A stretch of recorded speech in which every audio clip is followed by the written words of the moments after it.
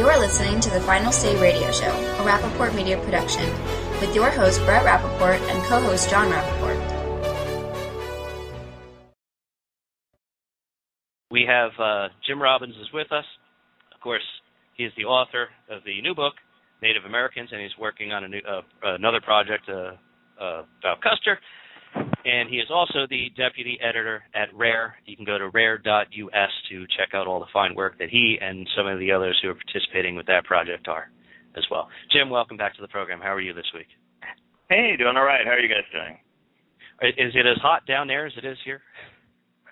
Oh, it's crazy. But, you know, we live in a swamp, so what do you want? Well, I guess we do, too, in New Jersey. Jim, I don't know where to start this week. I saw, if we can, I'm sure you came across the article of the boat going through the Panama Canal coming from North Korea with supposedly with weapon systems on it that was seized. I'd like to start with that. I feel like this administration's been so focused on either nothing or things that are irrelevant to everybody's life. And I want to bring up the thought that, are we losing focus of what's going on in North Korea, in Iran, in Venezuela, in some of these areas that we really need to be concerned with? Well, probably there's so much going on that the administration doesn't seem able to keep up with it, whether they can focus on anything these days.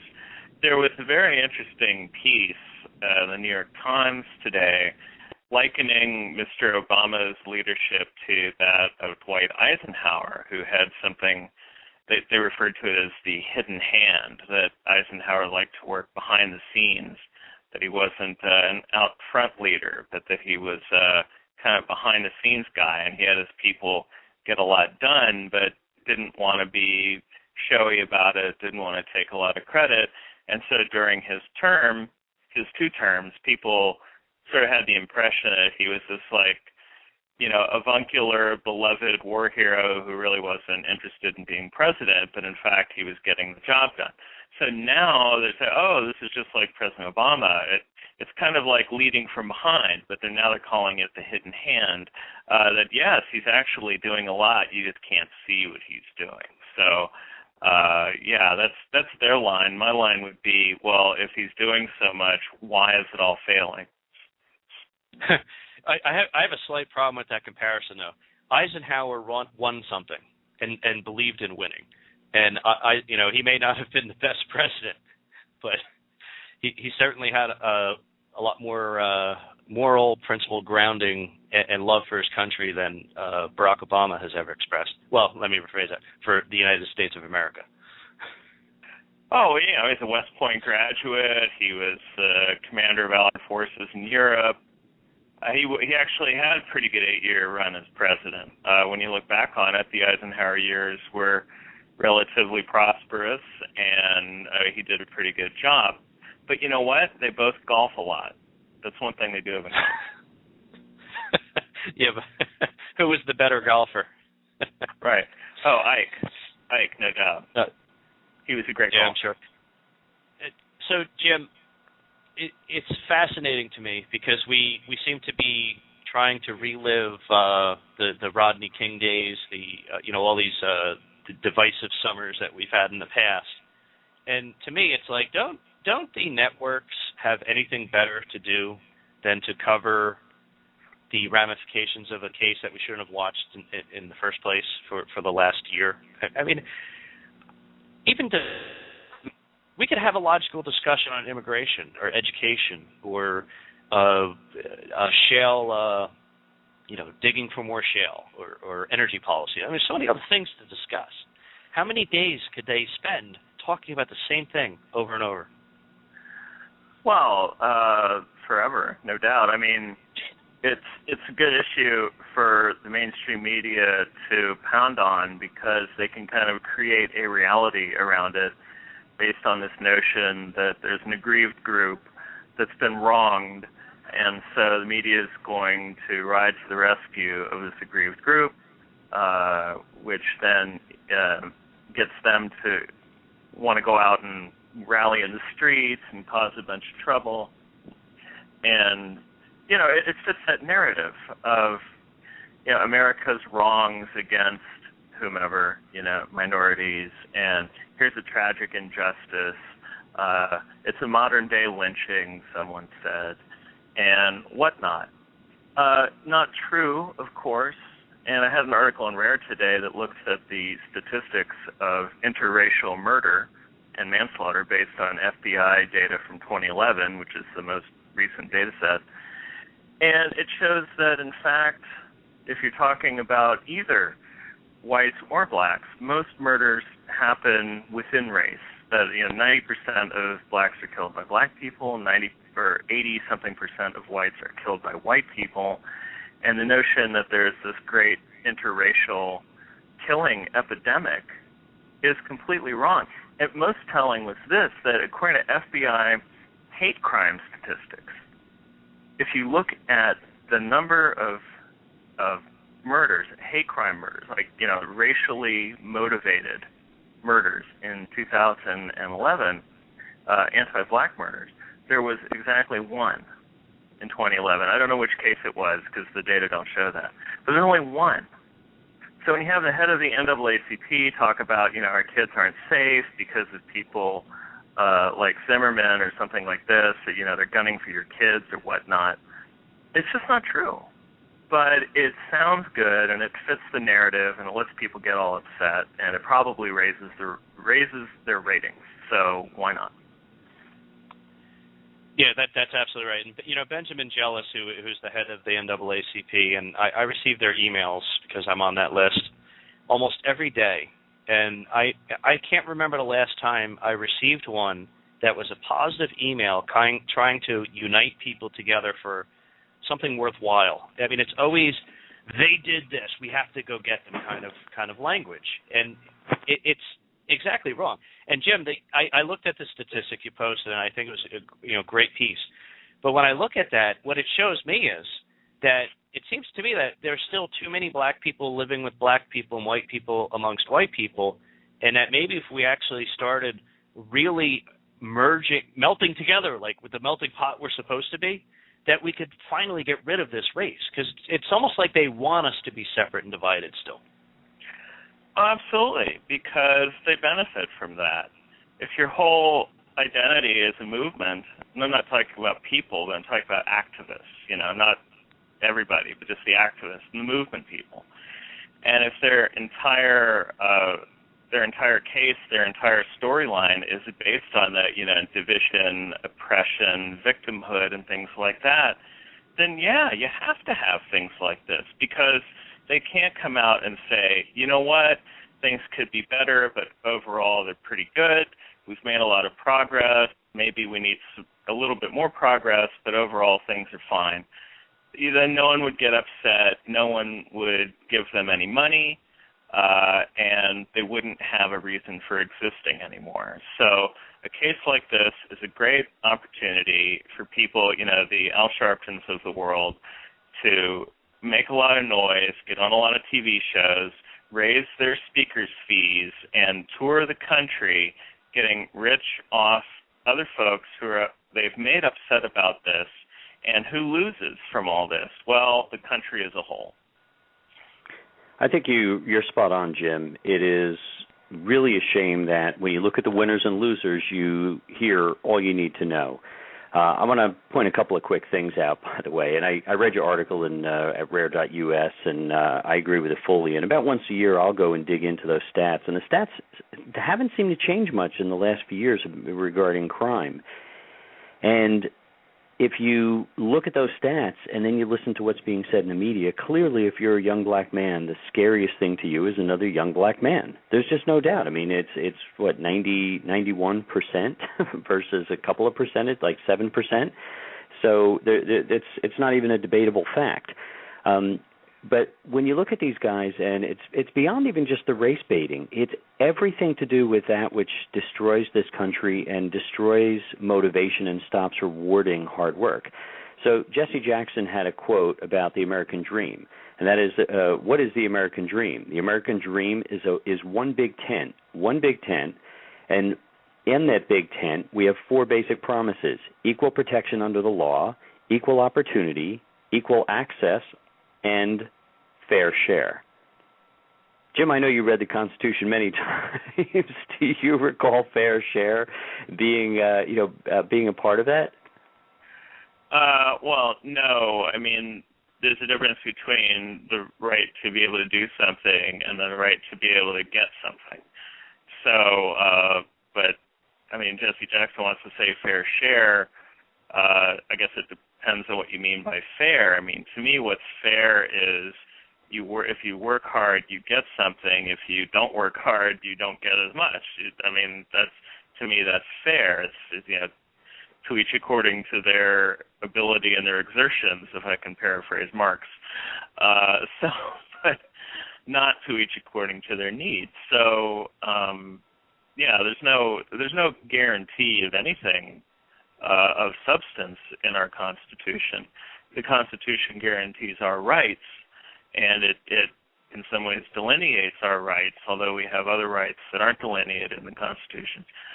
So, I mean, if your view of America is a place where you can come and work hard and have free speech and freedom of faith and whatnot, then that's fantastic. If your vision is, I have my hand out, you have to give me something, then that's not the same Constitution that I understand. Now, I have, and you have on this show many times accused the president, rightfully so, of fostering a divisive environment, and I think that's the nicest possible way we can say it. But I read that quote. There's many quotes that make Jesse Jackson look like a complete buffoon in my eyes, but one of the reasons I read that one is because he made some comments on the news when he was being interviewed about the events and, of course, the trial that he completely disagrees with the outcome of.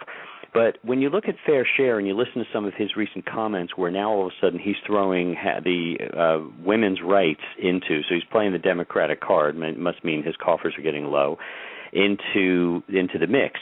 But when you look at words like fair share, to me what that does is it breeds contempt. And I would argue that when you maliciously breed contempt into a community, what you do is you set up an us versus them mentality. And when you do that, in most cases, people will deal with it, even if it's in an ugly manner from the words they use. But in some cases, people will die because of it. When you breed that kind of contemptuous environment, people will be violent. Why Brett opened up with a commentary about fear, not because somebody's black, but because of the way they dress, the way they act, the culture, that's permeating society, and it's being fed. It's being fed by Democratic Party politics, and it's being fed by the type of contemptuous race baiting. Well, I agree with that. I think it's why we see things like people going out in the streets in Oakland or L.A., stopping traffic, smashing windows. I heard a waiter got hit in the head with a hammer. How's that helping Trayvon Martin's legacy? I just don't understand it, except in that this is a group of people who've been told that they have a grievance against the society itself is guilty, and that anything they do to express that grievance is A-OK. Now, to his credit, President Obama said that people should calm down and, accept that justice was done, and maybe they'll pursue other legal avenues. We haven't heard yet from the Justice Department what they're going to do. So at least he was trying to get people not to do this in a minimal kind of way. It's not like he broke into TV and, made a major address.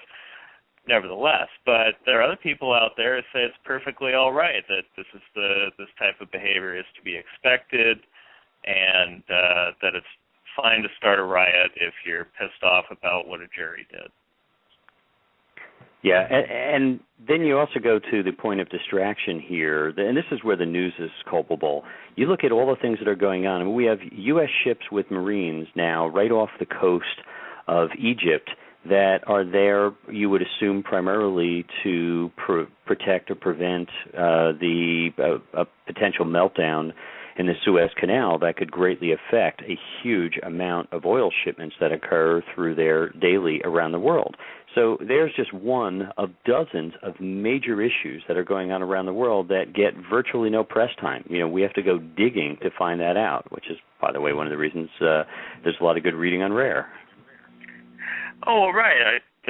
We have our share of Zimmerman stuff for sure, because it's the hot news story. And in fact, Ted Nugent wrote something for us on the case that has gotten a great degree of attention today and yesterday. But yeah, if you look at things like that North Korea issue, like what's going on in Egypt, like what's going on in Syria, they don't know anything about Trayvon Martin in these countries. They don't care anything about Trayvon Martin. They're going ahead with what they're doing. And we had a new government sworn in Egypt today. The general who led the, if you want to call it coup, revolution, what have you, I mean, he's been sworn in as the defense minister and the vice premier. So they're setting up their affairs and trying to keep going. In Syria, we have people being slaughtered. We had Al-Qaeda killed one of the more moderate members of the Syrian opposition, a guy that we were trying to deal with. And so the real bad guys in Syria said, okay, let's just kill that guy. We have Prime Minister Netanyahu in Israel saying, hey, while you're busy with all that other stuff, you might want to pay attention to the fact that Iran is closer than ever to having a nuclear weapon. They have some new evidence that demonstrates that. And so he was just trying to, get a little bit of attention from the world and say, hey, we know you're busy with all this other jazz, but guess what? This major threat that you're facing has not gone away. So there are tons of things happening.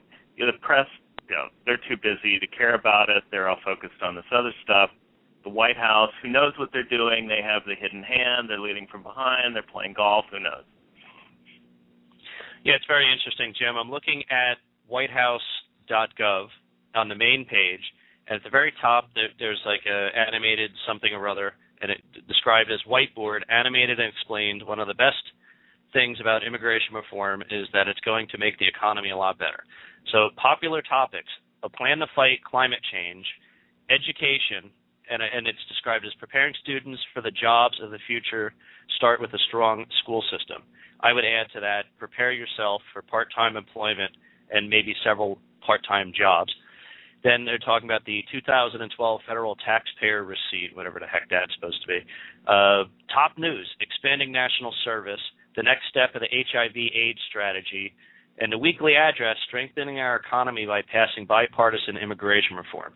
That's what the whitehouse.gov, the White House's website, thinks are the most important, most impressing things. And when I look at this, I don't see one thing there, by the way, that has anything to do with national security, or the fact that we have a guy named Snowden who claims to have information on our entire security apparatus, and I guess he's willing to talk about it with our enemies.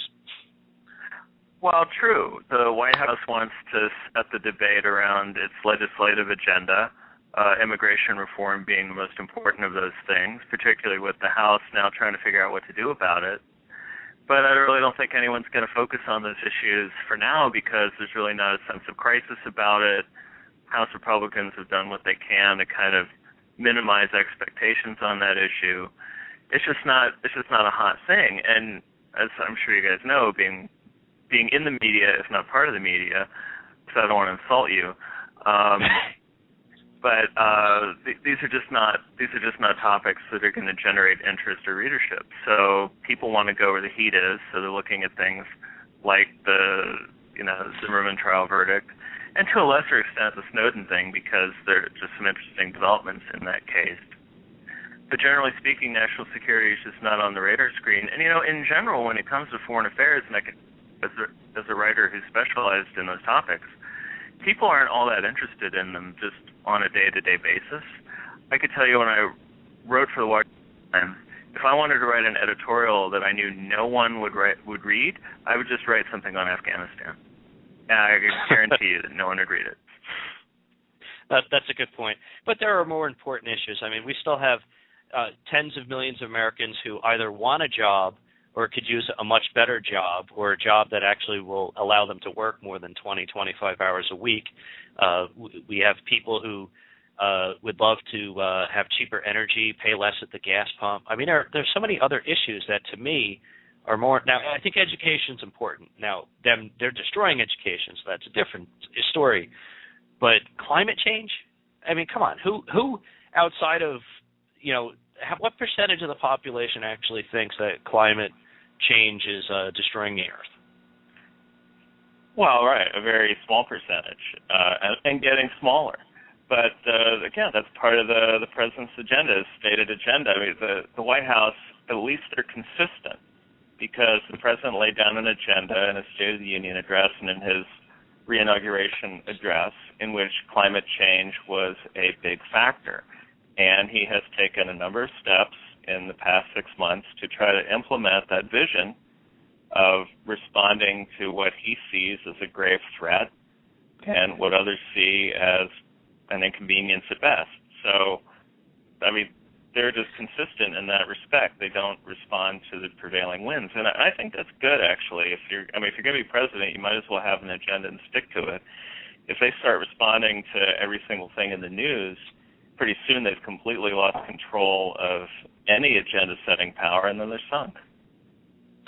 That's a good point. At least he's consistent. I mean, consistently communist, but he's consistent. Right. Yeah, I'm not saying I agree with it. I'm just saying, at least they have a vision. I know. As bad as it is. Well, the definition of insanity should now be Obama. Anyway, Jim, it's been great having you this week. How's the book doing? Oh, book's doing great. Highly recommend it. It seems to be more relevant by the day. Is the new project done or close? Who, Custer? Oh, yeah. No, Custer's still coming. He'll be out next year. Oh, okay. I wasn't sure where you were on it. Well, good stuff, Jim, as always. And if you want to follow Jim, you can find him every Wednesday, 11 o'clock Eastern Time, on his show, The Conservative Connection, on All Fired Up Radio. And, of course, you can follow his articles in the many different outlets, and always on rare.us. That's rare.us. Thanks again, Jim. We'll see you next week. Okay, thanks, guys.